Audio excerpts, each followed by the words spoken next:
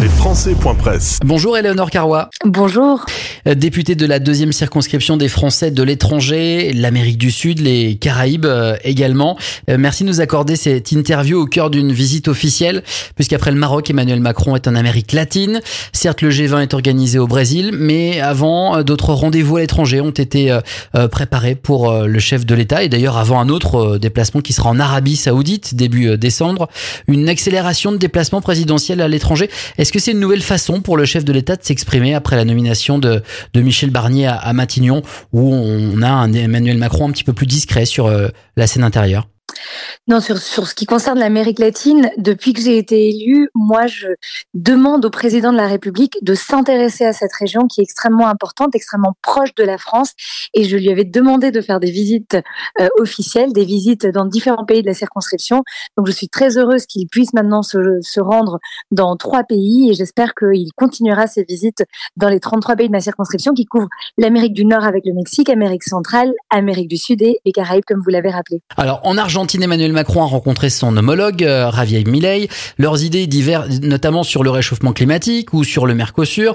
En marge, Emmanuel Macron a dialogué avec les familles des victimes de la dictature argentine de 1976 à 1983. Comment vous analysez cette rencontre? Paris Match a publié des photos avec une proximité assez étonnante, alors que sur le papier, il ne partage pas grand-chose. Est-ce que c'est une façon de dire à l'Argentine, la France vous observe et agira si la démocratie n'est pas respectée? Oui, on peut faire dire beaucoup de choses à des photos. Je pense que le message important à faire passer, c'est qu'il y a une véritable amitié et relation entre le peuple français et le peuple argentin et que ça va bien au-delà des gouvernements qui, eux, peuvent changer. On a vu cette alternance en Argentine avec un gouvernement, vous l'avez rappelé, Javier Milei, qui, sur le plan du climat, sur le plan de la défense des valeurs et des droits, ne partage pas grand-chose avec la politique d'Emmanuel Macron, mais l'Argentine reste un pays allié, un pays avec lequel nous devons travailler. Et moi, en tout cas, j'interpréterai ces images et ces photos comme cela. J'abordais le Mercosur, donc cet accord de libre-échange entre l'UE et l'Amérique du Sud. La France s'y oppose, la tension au pays est assez forte, on l'a vu dans l'actualité ces dernières heures, mais il se pourrait que ce nouvel accord soit quand même signé puisque notre pays est de plus en plus isolé au sein du Conseil européen. Est-ce que c'est un échec pour la France? En fait, c'est la France qui, en 2019, s'est opposée à l'entrée en vigueur de ce traité qui, rappelons-le, a été signé à ce moment-là en demandant notamment qu'il y ait des garanties environnementales, qu'il y ait un respect effectif des accords de Paris et aussi des règles de réciprocité. Donc, rappelons-le parce que c'est quand même la base. Si cet accord n'est pas en vigueur aujourd'hui, c'est grâce à l'opposition de la France qui a su entraîner avec elle un certain nombre de pays européens.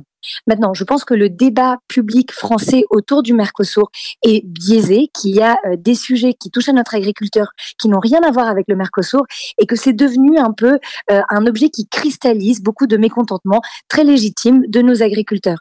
Sur ce qui est du Mercosur en tant que tel, rappelons que c'est un accord à la fois d'association et un accord commercial, que c'est le plus grand, le plus ambitieux en termes de marché qui serait signé s'il l'était par l'Union européenne et par un groupe de pays, les pays du Mercosur, qui d'ailleurs est un ensemble qui a évolué au cours de ces 20 années qui ont été les années de négociation de cet accord, et que donc aujourd'hui, la position de la France, elle reste la même qu'en 2019, c'est nous n'avons pas d'addendum environnemental, nous n'avons pas de garantie, nous n'avons pas de clause qui font que nous serions rassurés sur ces sujets-là qui sont très importants pour la France.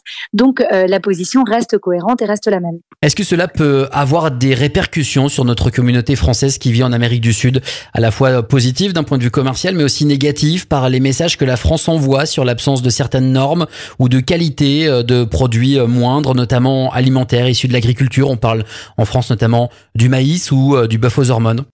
Oui, comme je le disais, le débat en ce moment en France est extrêmement polarisé et il y a un certain nombre d'informations qui ne sont pas tout à fait exactes et qui circulent et qui peuvent avoir cet effet de stigmatiser ce qui se passe en Amérique du Sud.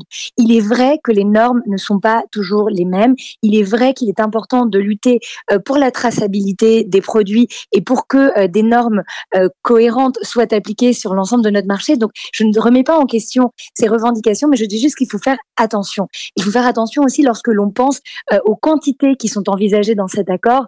Non, le marché européen ne serait pas submergé par des quantités de produits du Mercosur et ne serait pas déstabilisé. Pour autant, je ne dis pas, encore une fois, qu'il faille signer le traité en l'état. La France y était opposée en 2019, demandant ces garanties environnementales et continue à les demander aujourd'hui. Mais en tant que député qui représente les Français qui vivent ici en Amérique latine, en Amérique du Sud, je pense qu'il est très important d'être précis et ne pas raconter des choses qui ne sont pas exactes sur ce que cet accord aurait comme effet s'il devait être signé.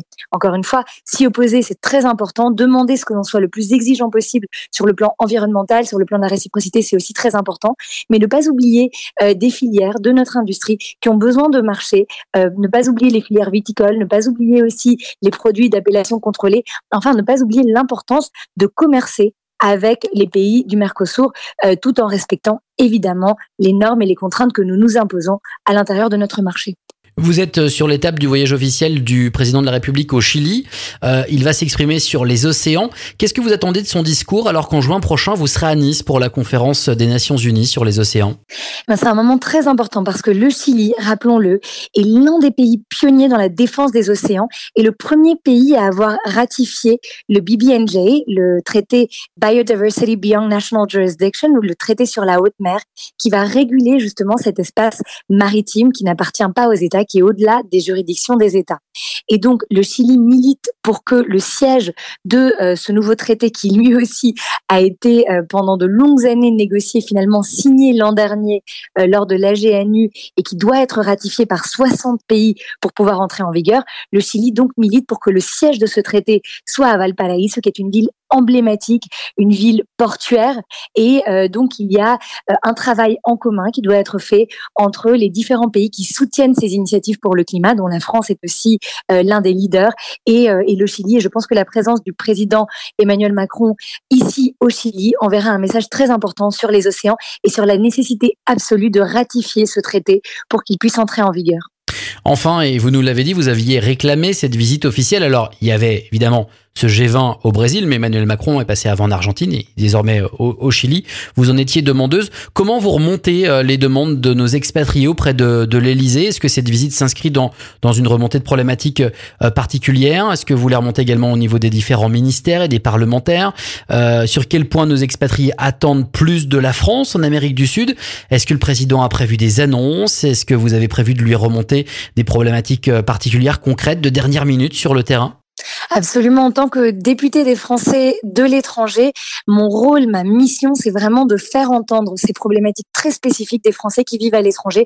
Et c'est ce que je fais quotidiennement depuis que j'ai été élue et réélue et réélue. Et donc, c'est vraiment mon quotidien.